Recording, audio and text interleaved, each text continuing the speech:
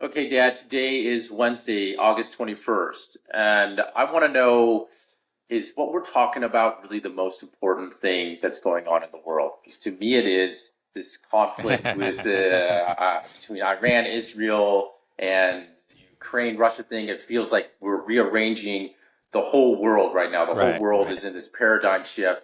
But Yeah, then when I turn on the news, it's kind of a side story what's happening. right. Everything is just focused on the elections and I'm wondering, like, am I spending my time devoted to the wrong thing? What's more No, no, important you're here? looking at you're focused on reality. When the history books are written a half a century from now, this is what they're going to be talking about.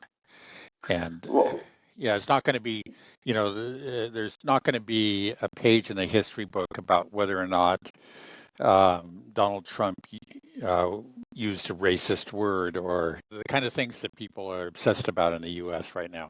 No, we're seeing this is a whole new world that is being born before us. Right?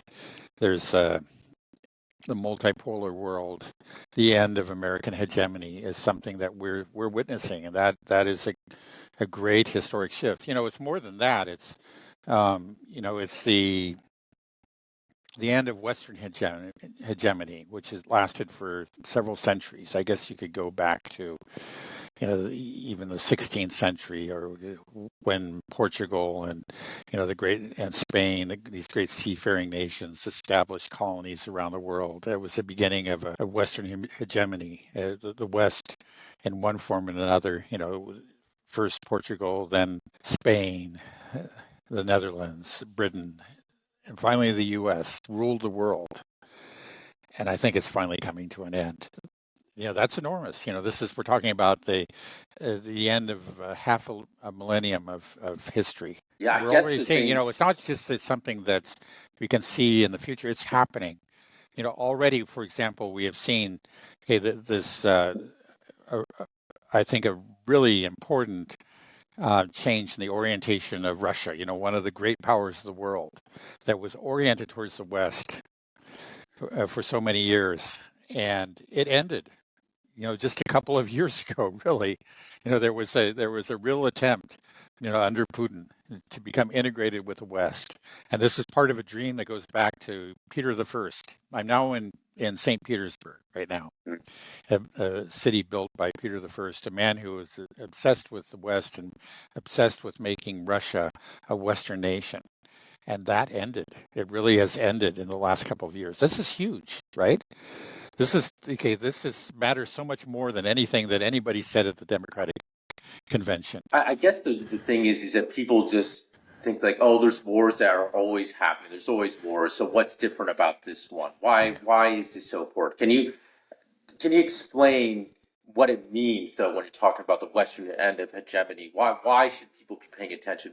How does it affect their lives? Like Yeah. it's Well, okay. A lot of the wars that we've seen over the last couple of decades were really what could you say? Simply, sort of smackdowns, to use kind of a crude language. Uppity third world countries that were taught a lesson by the U.S. There was really the outcome of these wars was never really in serious doubt. I'm talking about the first Persian Gulf War, the Iraq War, Afghanistan. Well, you could say in the end the U.S. didn't exactly win it, but neither was Western hegemony really threatened by the outcome, right? These are wars that are fought way out on the outer, you can say the fringes of the American empire, the outer boundaries, and they in no way really impinge directly on Western hegemony. But this war that's being fought in Ukraine does. That's the U.S. is really has its prestige on the line there. The U.S. is fighting a major power and is throwing everything that it has, at it. And not just the U.S., we're talking about all of NATO. Now, just the other day, I saw a statistic that NATO is responsible for approximately 75% of military spending worldwide. And NATO is sending everything it has to Ukraine to fight this war, and they're losing. Right? This is huge. Um, okay, we could smash up a third world country, or like Iraq or Libya, one of these unfortunate victims of America's wars. And maybe it didn't turn out, these wars don't turn out the way that we want, but we don't really suffer any consequences. But in this case, we're going to suffer the consequences. Everybody sees what's happening. The whole world is watching. The whole world watched the economic war that was waged against Russia, that was supposed to destroy Russia. They saw that Russia survived. And that fact, just the fact that Russia survived really changed the world already. And I think is in great part responsible for the rise of BRICS. Other countries looked at that and said, oh, American hegemony is over. There are alternatives. We don't have to be subject to the dollar system. We don't have to be subject to American hegemony. That's a huge change. And then for, okay, Americans back home, well, we've been benefiting from American hegemony in a lot of ways, benefiting and also the benefit. In many cases, there are really no benefits to these wars, but the system overall, the dollar system, just the use of the dollar as the world's reserve currency, I believe, has been greatly to our benefit. It has allowed us to, just to print money left and right to solve, all of our various problems. When we fall short, and well, we just print more money. There's no other country in the world that can do that, but we can, because the dollar has been the world's reserve currency. But with the rise of BRICS, with the end of American hegemony, that will come to an end, and that the consequences will be real. We'll be forced to be just a normal country like any other country. So that's the economics, but then there's the politics. I think there's an American psychology of exceptionalism. We are the exceptional nation. That's something that every politician has to say, the greatest nation on earth, et cetera, et cetera. And if we lose this war, and we will, I think, in Iraq, in Ukraine, and certainly if we lose a war in the Middle East, that is going to drive home the fact that we are no longer the exceptional nation, and that's going to be a huge psychological blow. Again, I don't know what the consequences of that is going to be, but it's going to be real. It's going to have all kinds of consequences within American domestic politics, because it is a part of being an American. It's so much a part of, both parties try to kind of wrap themselves in this exceptionalist flag, you could say, but they won't be able to do that anymore. Yeah, you said that we are believe we're this exceptional nation, and we have all these benefits, having the dollars the reserve currency, the only country that can just print money to solve our problems. But is this really that much of a benefit? Because it seems like it only accrues to certain special interests.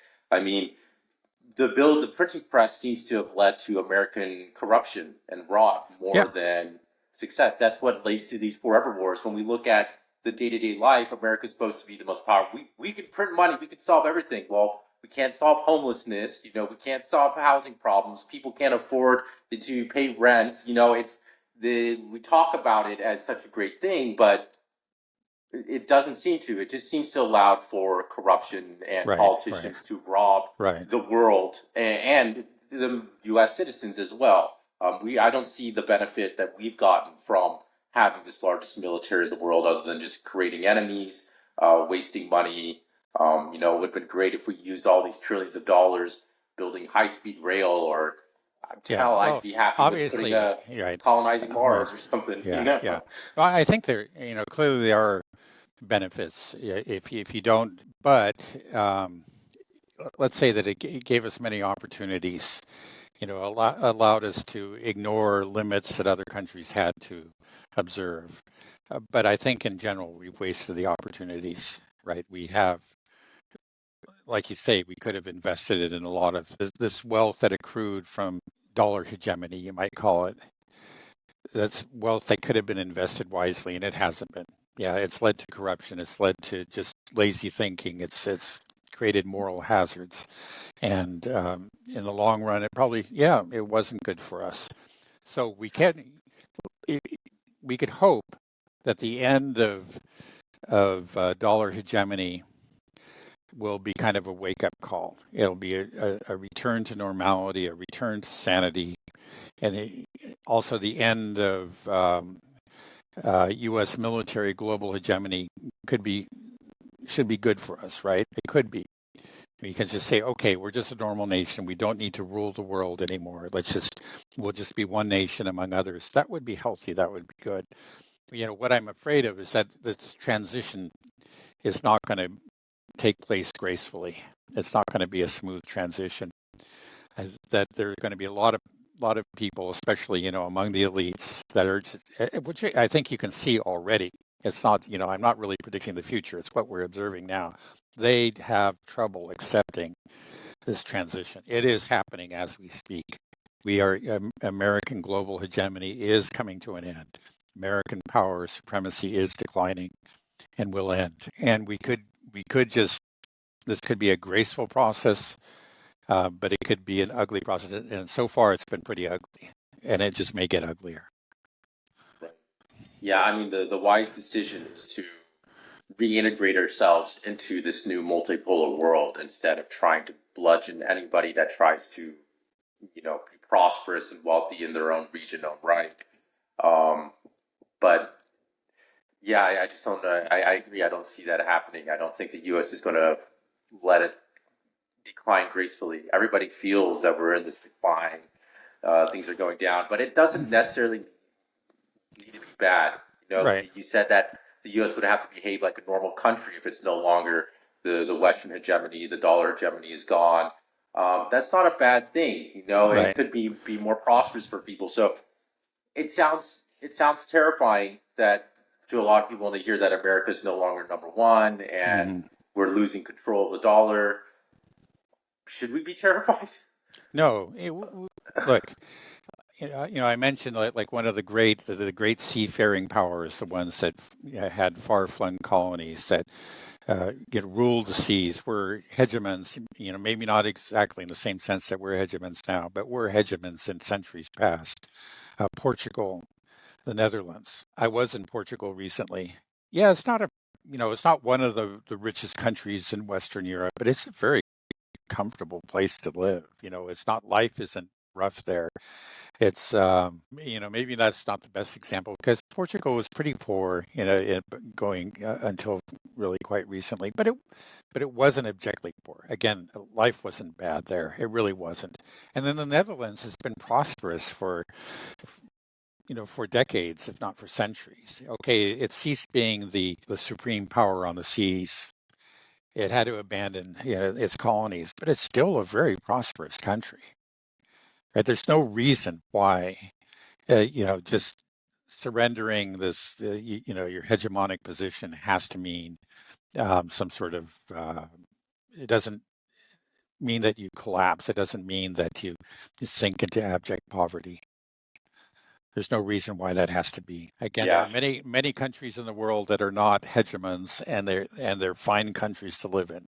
They don't pretend to be exceptional nations, and the people there don't care. They're very happy to live there. You don't think that the U.S. this transition period will be painful. You don't believe that we're going to bow No, I do down believe it will gracefully. be painful. Yeah, That's just all right. That's right. what I meant Yeah, to say. You believe it's right. going to be painful. You don't think we're going to just sort of Right. bow It just, gracefully out. yeah, exactly. Just because this is what I'm observing. It's happening already. I'm not really predicting the future.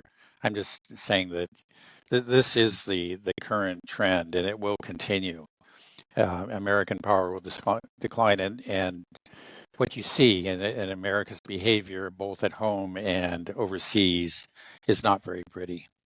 Mm. There's just we seem to be just um, struggling, lashing out, uh, doing whatever we can to just to hang on to that hegemonic position. If we're gonna hang on by our fingernails, and we're gonna scream at anybody who tries to pull us off. That's what we see. That's what I see now. Do you think that this election is important at all then in terms of our ability to bow gracefully out and be kind of be part of the multipolar world instead of resisting the changes that are happening? Because I think we agree that Kamala Harris is just an extension of the Biden campaign. It just means more deep state interests that you got the neocons in power that want to continue the war in Ukraine. and it's the same thing in the Middle East, China. You have the same type of aggression, um, but there is something different with RFK and Donald Trump. But I don't know if you heard recently, Mhm. but it sounds like there's a good possibility that RFK is going to join with Donald Trump in some Uh, shape or right, form right. because RFK Yeah. has been subjected to just numerous lawfare and censorship, all coming from the DNC, and he's just decided that we cannot have does Hmm. not want Kamala to win no matter what. Right. So I think it's likely, and RFK has seemed to be reasonable whenever he talks about Russia. At least Yeah. he No, I he think he talks it really he really understands what's going on there. No, right. I agree. He Yeah. talks about the history of Russia and that they have Right. valid security concerns, and he talks about NATO aggression and our role in provoking this war. You also hear similar things from J.D. Vance, and I think Trump has Hmm. similar as well. And you've seen some of the people that spoke at the RNC Yeah. David that were Sachs. David Sachs that directly said that this was all we started this world war in Right. Ukraine. So there clearly is, and when we want to talk about we're moving into a multipolar world. There's not going to be a new hegemon, but if there is one, it's clearly Russia that's the leader of this. Putin is leading the charge of the formation of BRICS Plus in the multipolar world. And it sounds like you have somebody like people like RFK, GD Vance, Trump that are willing to at least talk. The bar's so Hmm. low. That's the thing. Yeah. It's like we're Yeah. not asking Yeah. for much. Just at least talk to the guy and see how we can resolve things peacefully and how we can Hmm. coexist and we be our Yeah. regional hegemon here and let China do its thing over in Asia and Russia do its thing in Central Asia. It's like, do you think that's a possibility? Is there? It's a possibility. Again, I'm rather pessimistic, just based on experience and cynical. But I have to admit there are people close to Trump that really do understand what's going on in Ukraine. Trump, I think, sort of understands, but people like David Sachs and well, RFK is not in his camp, but he may be, and that would be another plus. JD Vance understands to a great extent, anyway. He's a politician too. I don't know how far he's really going to go down that road. So yeah, there is something that is, um, let's say, just a little fresh breeze of realism that we haven't seen for a long time. But but yeah, these people are. I don't think David Sachs is, but the other ones are all fervid Zionists. Unfortunately, every bit as much of a Zionist as um, Biden is, if not more. And a lot of them are also anti-Chinese. I mean, they're realists in the sense that okay, they decided well their main rival, the real threat is China, so probably it makes sense for us to offer the olive branch to Russia so that we can focus on China. And in the meantime, we're just going to continue to support that madman in the Middle East, namely Netanyahu. So Yeah, yeah, okay, it would be a little better if that happens, and I'm not even convinced that it will, because it's just there again. Deep state power is, which is to say, the permanent bureaucracy, the permanent security state, and foreign policy bureaucracy, is just pretty much an immovable object. They're there, and I'm afraid that Trump will not be up to the task. But I admit there's a possibility. I mean, again, he does have some bright people who understand what's going on, and they could at least chip away at it, especially in connection with Ukraine. But then nothing else. There's really no reason to be very optimistic about anything else because they're just as Zionist as can be, and a lot of them are, if anything, more anti-Chinese than Biden is. And then in Biden, you say, well, okay, because really of the rebellion within the base, there is pressure. You've had people like resigning from the State Department over the genocide in in Gaza, and there is growing pressure, among America's European allies. It's not the governments, but just from below. And eventually, I think some of those governments are just going to be forced to respond to it. They have to some extent. Like, for example, the new Labour government in the UK dropped the objection to the ICC ruling, or I guess what you say is the recommendation that was put out by the prosecutor to issue warrants. And I think that was a response again to pressure from the base. So there is that pressure from the base that could affect policy vis-a-vis Israel, but then you just don't see it at all in connection with Russia or China, for that matter. So, there are reasons to be. If you look at left or right, there are some rays of sunlight breaking through the cloud. There's reasons to be somewhat hopeful, but the overall picture is still pretty dismal. Okay, well, thanks for that half glass empty response.